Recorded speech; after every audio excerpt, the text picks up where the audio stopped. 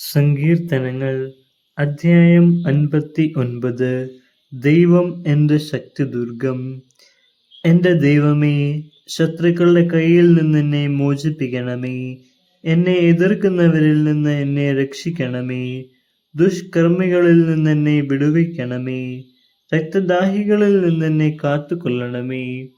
അതാ, അവർ എൻ്റെ ജീവനു വേണ്ടി പതിയിരിക്കുന്നു.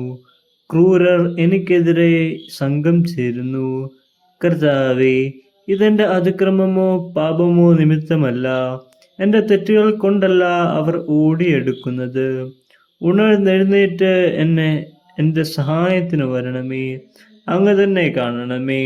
സൈന്യങ്ങളുടെ ദൈവമായ കർത്താവേ, അങ്ങ് ഇസ്രായേലിന്റെ ദൈവമാണ്. ജനതകളെ ശിക്ഷിക്കാൻ അങ്ങ് ഉണരണമേ. വഞ്ചനയോടെ തിന്മ നിരൂപിക്കുന്നവരിൽ ഒരുവനെയും വെറുതെ വിടരുതേ. സന്ധ്യതോറും അവർ മടങ്ങി വരുന്നു. നായ്ക്കളെ പോലെ ഓലയിട്ടുകൊണ്ട് നഗരത്തിലെങ്ങും ഇര തേടി നടക്കുന്നു. അവരുടെ വായ് അസഭ്യം ചൊരിയുന്നു. അവരുടെ അധരങ്ങൾ വാളാണ്. ആരുണ്ട് കേൾക്കാൻ എന്ന് അവർ വിചാരിക്കുന്നു. കർത്താവേ, അങ്ങ് അവരെ പരിഹസിക്കുന്നു. അവിടുന്ന് സകല ജനതകളെയും പുച്ഛിക്കുന്നു. എൻ്റെ ബലമായവനെ, ഞാൻ അങ്ങേക്ക് സ്തുതി പാടും. ദൈവമേ, അങ്ങെനിക്ക് കോട്ടയാണ്. എൻ്റെ ദൈവം കനിഞ്ഞ് എന്നെ സന്ദർശിക്കും. എൻ്റെ ശത്രുക്കളുടെ പരാജയം കാണാൻ അവിടുന്ന് എനിക്കിടയാക്കും. അവരെ കൊന്നുകളയരുതേ, അല്ലെങ്കിൽ ജനം അവിടുത്തെ വിസ്മരിക്കും. ഞങ്ങളുടെ പരിചയായ കർത്താവേ, അവിടുത്തെ ശക്തിയാൽ അവരെ ചിതറിച്ച് ക്ഷയിപ്പിക്കണമേ. അവരുടെ വായിലെ പാപനിമിത്തം അതരങ്ങളിലെ വാക്കുമൂലം അഹങ്കാരികളായ അവർ കെണിയിൽ കുടുങ്ങട്ടെ. അവർ ചൊരിയുന്ന ശാപവും നുണയും മൂലം ക്രോധത്തോടെ അവരെ സംഹരിക്കണമേ. അവരെ ഉന്മൂലനം ചെയ്യണമേ.